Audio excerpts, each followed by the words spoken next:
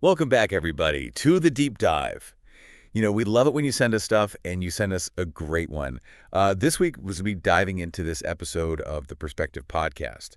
Um, they were talking to Yahi Amin, who's this, digital marketing whiz. Yeah, he's got a pretty impressive track record. And this episode, they really get into the nitty-gritty of productivity. Yeah, which is something I think we all struggle with a little bit, right? Oh, absolutely. Especially in today's world, it feels like we're constantly bombarded with distractions. For sure. So one of the things that really stood out to me was Yahia's whole take on how productivity isn't really the end goal. Like, it's more of a byproduct. It's kind of like a symptom of something deeper going on. Exactly. He talks a lot about these four core values: faith, family, finance, and fitness, Yeah. and how focusing on those is what actually leads to being more productive. Yeah, he actually makes this pretty bold claim. He says that 80% of productivity problems stem from neglecting these areas. Really? 80%? That's a Yeah. lot. Yeah, it's almost like he's saying if you can get those four things in order, the productivity part will just naturally fall into place. Huh, that's interesting. And I did notice the word faith kind of jumped out at me. Like, is he just talking about religion here? Not necessarily. I think he's using it more broadly, like having a strong set of beliefs or principles that guide your actions. Kind of like a moral compass or something. Yeah, exactly. Something that gives you a sense of purpose and direction. Okay, so it's not just about having faith in a higher power. It's about having faith in something, some kind of guiding principle. Right. And he also talks about understanding your nightmares and dreams. Nightmares and dreams. Yeah, like what are you trying to avoid in life? What do you really want to achieve?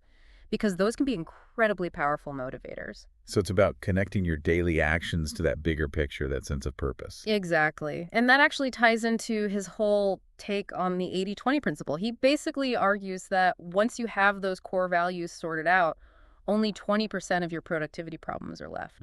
And then you can tackle those with specific techniques and strategies. So the majority of it, the 80%, comes down to having that solid foundation. Exactly. And this is classic Pareto, right? Like the idea that roughly 80% of results come from just 20% of the effort. Right, right. I've heard of that. Although I do wonder if that principle really applies to everything.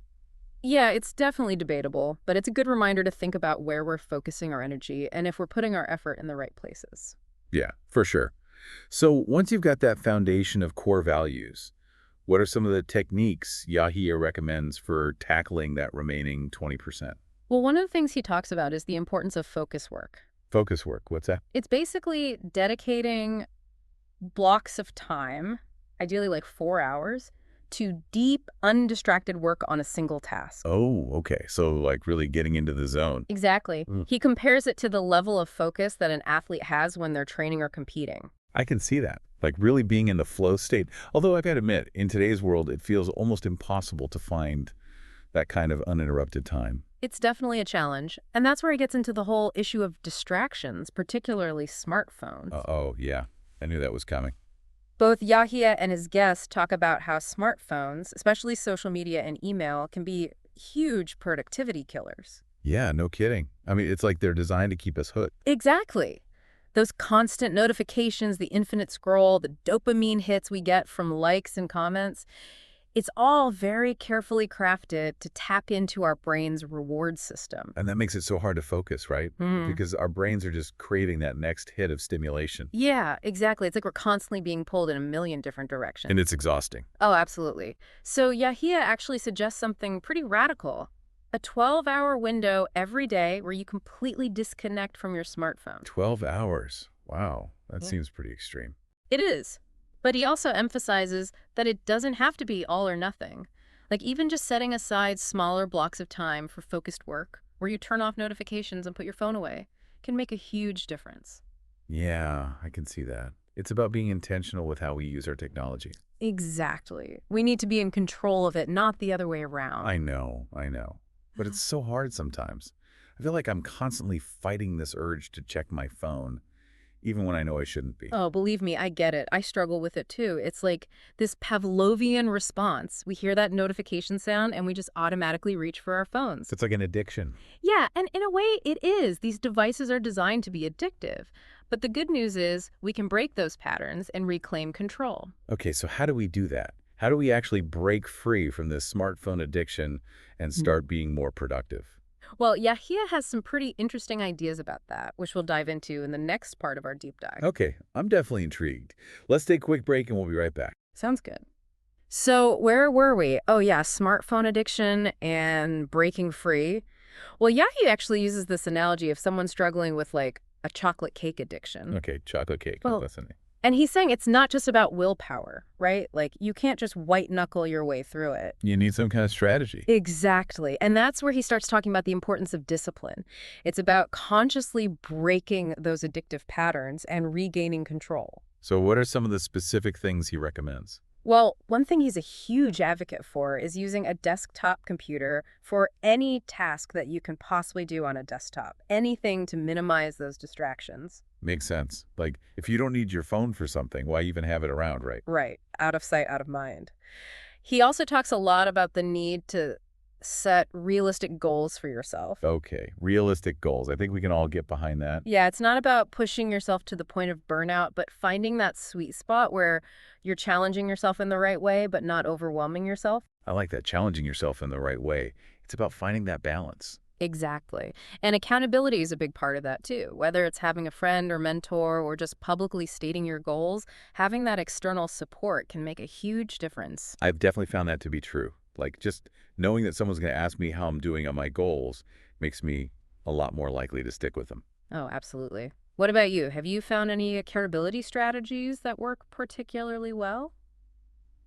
Um, for me, it's kind of a combination of things. Like, yeah, sharing my goals with a friend's always good. But I also really like having some kind of visual tracker where I can see my progress. Like a chart or something? Yeah, exactly. Or sometimes even just like writing down my goals and looking at them every day. It's like a constant reminder. Yeah, that visual reminder can be super powerful. It's almost like a little nudge to stay focused. You know, it's funny because we've talked a lot about these external things, techniques, strategies, apps, but Yahia really emphasizes that none of that stuff matters if you don't have that internal drive. Right. He actually says that no app can magically make him lose weight or get up early. Those changes have to come from within. So it's about cultivating that inner strength and motivation. Exactly. And that ties back to his whole emphasis on core values, right? Like when your actions are aligned with those deeply held beliefs, the motivation just flows naturally. Okay, that makes sense. It's almost like the motivation comes from a deeper place. Yeah. It's not just about forcing yourself to do something you don't want to do. It's about connecting to that sense of purpose and meaning. But even with the best intentions, sometimes it feels like our willpower just isn't enough. Right. And he talks about this idea of motion versus progress. Like, it's easy to get caught up in busy work that makes us feel productive, but isn't actually moving us forward. So it's not just about being busy, it's about being busy with the right things, the things that are actually aligned with your goals. Exactly. And there's this really interesting part where Yahia pushes back on this idea that everyone has the potential to achieve anything they set their minds to. Really? He doesn't believe in that. He thinks it's a bit of a misleading idea. Like, he says ambition and drive are important, but we also need to be realistic about our limitations. So it's not about setting limits on yourself, it's about recognizing your strengths and focusing on the areas where you can truly excel. Right. He also challenges the notion that formal education is the only path to success. He actually says school doesn't matter, certificate doesn't matter. Ooh, he said that. Yeah, he's a big believer in the power of practical skills and real-world experience. So it's about what you can actually do, not just what you know in theory. Exactly. And, he even has this great story about a close friend of his who dropped out of university to pursue a career in software development. No kidding. And what happened? This guy ended up being incredibly successful, despite not having a formal degree, because he was so passionate and dedicated and just willing to learn and adapt. That's awesome. It's like a testament to the idea that there's no one right path to success. Right. It's about finding what works for you and being willing to forge your own way. This whole conversation is making me think about how much of our lives we spend just consuming information. Yeah, it's like we're constantly bombarded with information from all sides, social media, news, podcasts, books, you name it. And it can feel so overwhelming sometimes. Like, how do we even make sense of it all? Well, Yahia has some really interesting thoughts about that, which we'll explore in the final part of our deep dive. All right, so we've been talking about this whole idea of information overload. And how it's not really about the amount of information, but what we do with it. Yeah, like how do we actually make it meaningful? How do we move from just consuming to actually applying what we learn. Well, Yahya has some really interesting insights about that. One of the key things he emphasizes is the importance of creation. Creation. Yeah, like he literally says, stop consuming, start creating. It's almost like his mantra. Huh. I like that. But what does he mean by that exactly?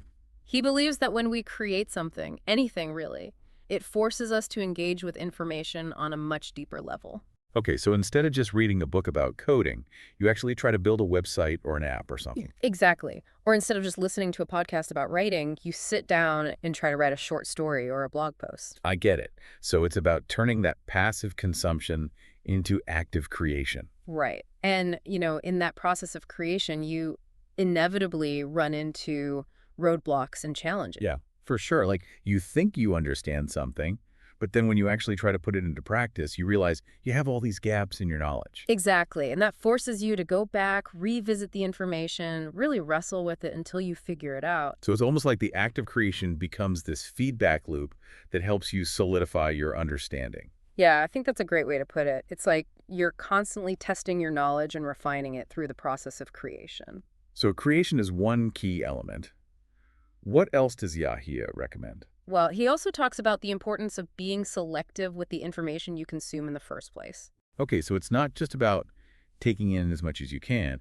It's about being intentional with what you choose to learn. Right. And he actually challenges this whole idea of trying to be well-rounded. He thinks it's more effective to specialize in a few areas that really interest you. Huh, that's interesting.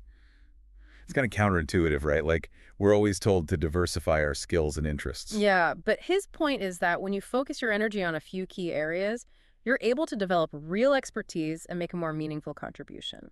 Okay, so it's not about being a jack of all trades. It's about going deep in the areas that truly light you up. Exactly. And another thing he emphasizes is the importance of finding mentors and collaborators. Yeah, like having people who can guide you and support you along the way. Right. He believes that surrounding yourself with the right people can help you stay motivated, accountable, and inspired. It's like having a built-in support system to help you navigate the challenges and celebrate the successes. Exactly. And finally, he talks about the importance of embracing failure. Failure, like as in making mistakes. Yeah, he actually sees setbacks and mistakes as valuable learning opportunities.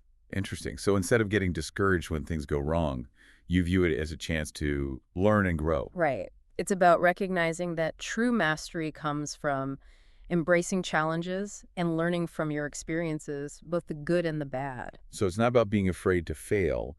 It's about seeing failure as an essential part of the process. Exactly.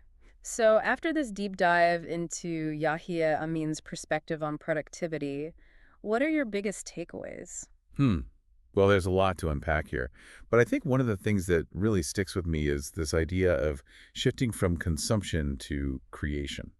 Yeah, it's a powerful reminder that real learning and growth come from actively doing something with the information we consume. Like we can read all the books and watch all the videos in the world, but if we don't actually apply that knowledge, create something new, it's not really going to make a difference. It's about turning information into action. Absolutely.